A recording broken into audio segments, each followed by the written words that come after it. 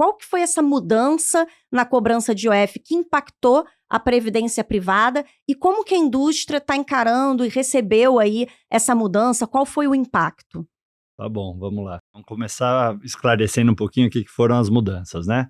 Então, a mudança em relação ao IOF no VGBL, ela foi definida para aportes acima de R$300 mil, desde a evolução do decreto presidencial. Lá começou em maio a discussão, foi mais definida lá em começo de agosto, e ali ficou estabelecido que novos aportes a partir daquele momento, para o restante do ano, acima de R$300 mil, exclusivamente no VGBL, não no PGBL, teriam incidência de 5% do IOF, no que exceder os 300 mil. Então, essa é a mudança de norma.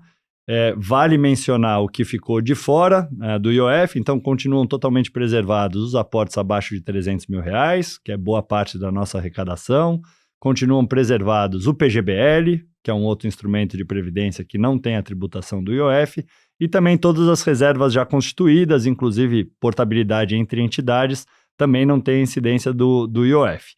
Para 2026, só altera o limite, então para 2026, ao invés de R$300 mil, são R$600 mil para o ano que vem, e aí incide o IOF sobre o que exceder esses R$600 mil, e também com comunicação entre as seguradoras. Então, se a pessoa fez um aporte no Bradesco e fez um aporte numa outra seguradora, ela vai ter que somar esses aportes em 2026 e informar se isso excedeu os 600 mil para a gente cobrar o IOF. Então, essa foi a mudança. É claro que tem um impacto inicial, então, basicamente 30%, 35% da nossa arrecadação enquanto indústria, enquanto BVP, Bradesco Vida e Previdência, vinham de VGBL acima de R$300 mil. Num primeiro momento, a gente perdeu essa arrecadação, e sendo muito factual, né, os dados mostram que a arrecadação a partir do IOF caiu 35%, no caso dos VGBLs nos primeiros meses. Isso vem se diluindo no tempo, então a queda começou 35%, hoje já é da ordem de 25% a 30% nos últimos 2 meses, mas ainda é um impacto bastante relevante, e é claro que a indústria vai se adaptando a essas novas normas, essas novas regras, e reforçando o discurso de que os outros atributos da Previdência mais do que compensam o IOF de 5%, mas essa é uma conversa mais estruturada, mais de assessoramento. Então, acho que a gente está nessa fase de reconstrução dos argumentos que convençam as pessoas que fazem ticket mais alto de que mesmo com 5% de IOF, o instrumento ainda é eficiente quando a gente pensa no longo prazo. Acho que é um pouco isso. E não houve, por exemplo, na parte do imposto de renda, não houve nenhuma mudança, né? Foi só o IOF mesmo, no caso da previdência privada, porque teve tanta mudança em regra de impostos esse ano que eu acho que as pessoas podem ficar até um pouco confusas, né? Sim, com certeza. E acho que isso é importante a gente reforçar. É só o IOF, todos os outros atributos de previdência, que a gente pode colocar algum deles, né? Previdência é um dos únicos instrumentos, fora os isentos, que não tem tributação no meio do processo de acumulação, então não tem o famoso come-cotas, que outros fundos de investimentos, outros instrumentos financeiros têm, a Previdência não tem, então isso continua sendo uma bela vantagem ao longo do tempo, você não ter ali semestralmente que fazer a arrecadação do imposto de renda sobre o ganho de capital, isso vai acumulando recurso sobre recurso e é poderosíssimo no longo prazo. Além disso, a própria alíquota regressiva, ela continua da mesma forma como sempre foi. Então, depois de 10 anos de acumulação de recurso, você paga uma alíquota de 10%, o que é a menor alíquota, fora os instrumentos isentos, dentro dos instrumentos financeiros que a gente conhece. Então, a gente costuma dizer que a hora que a gente empilha todos os benefícios de previdência, a nossa conta é que ao longo da sua vida, se você ficar um longo prazo, 10 anos, 15 anos, 20 anos, isso pode gerar um benefício de 15% a 20% na sua riqueza total acumulada durante o período em relação a outros instrumentos financeiros, CDB, fundos de investimento não previdenciário. Então, todos esses outros atributos estão preservados.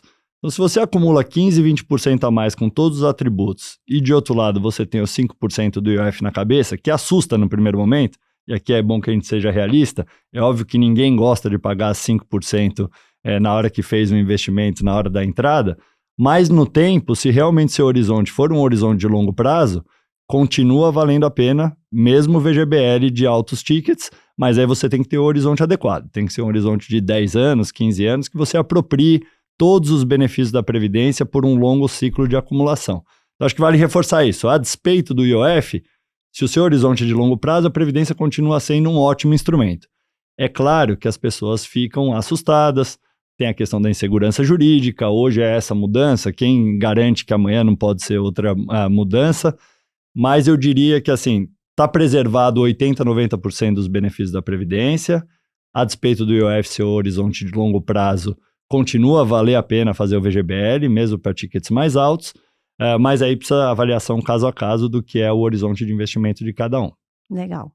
Você mencionou, né, até que o IOF assusta, pode ter causado ali uma situação na indústria esse ano, e a gente viu que, de fato, né, a captação dos fundos de previdência nesse ano de 2025, ela foi abaixo, né? Ela foi bem menor do que de anos anteriores.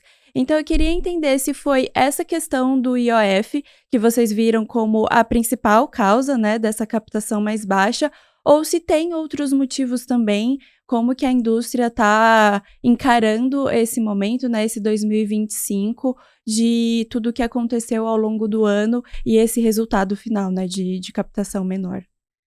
Sendo bem direto, acho que assim, a queda da captação líquida está diretamente associada à medida do IOF. Uhum. Então aqui acho que a gente não precisa tergiversar muito, assim, a realidade é essa. Quando a gente olha para os nossos dados, e aí os dados do mercado também não são muito diferentes disso, a gente está falando que num primeiro momento, esses tickets altos de VGBL, que representavam 35% de arrecadação, grosso modo, eles foram a zero. Então, a gente teve uma queda na largada de 35% de arrecadação e os resgates, as saídas para renda, etc., continuaram no mesmo nível que tinham pré-IOF. Então, do lado da saída não mudou muita coisa e do lado da entrada você teve uma queda abrupta de 30%, 35% na largada. O que a gente tem visto? É claro que isso é um processo gradual. Mês após mês, esse 35% está diminuindo gradualmente. Então, a queda não é mais de 35%, passou a ser de 32%, 33%, depois de 30%. Hoje a gente está falando, grosseiramente, de uma queda entre 25% e 30% nos últimos 2 meses de arrecadação. Por que eu acho que está acontecendo isso? Acho que as pessoas estão sendo educadas de que não é o fim do mundo, de que existem outros atributos que compensam se o seu horizonte é mais longo, e ao longo do tempo essa conversa volta a fluir, e o susto inicial de quem intermedia, do cliente, é um susto que vai passando e vai se diluindo no tempo. Mas na prática, o que a gente viu antes do IOF, a gente tinha anos sucessivos de captação líquida positiva na Previdência, na indústria de Previdência, da ordem de 40 a 60 bi, a depender do ano, dos últimos anos. E nos últimos meses pós-IOF, a gente tem tido uma captação líquida negativa entre 2,5 bi e 3 bi por mês. Então, se a gente colocar aí no horizonte de 12 meses, a gente está falando de um cenário de uma captação líquida negativa da ordem de 30 bi, 36 bi. Então, saímos de 40, 50 bi positivo para 30 bi negativo. Então, é um impacto da ordem de 70, 80 bilhões de reais que a arrecadação da Previdência foi reduzida pós-IOF. É claro que isso, com o tempo, a gente vai achando outras alternativas, outras formas de comunicar os outros benefícios, e eu acho que isso vai se atenuar. Mas acho que fico alerta, assim, eu acho que é uma medida que, se for possível ser revisitada, seria o ideal, porque eu acho que não tem senso econômico nenhum você inibir uma poupança de longo prazo com uma cobrança na cabeça, nem na saída né? Então, é quando você faz o investimento.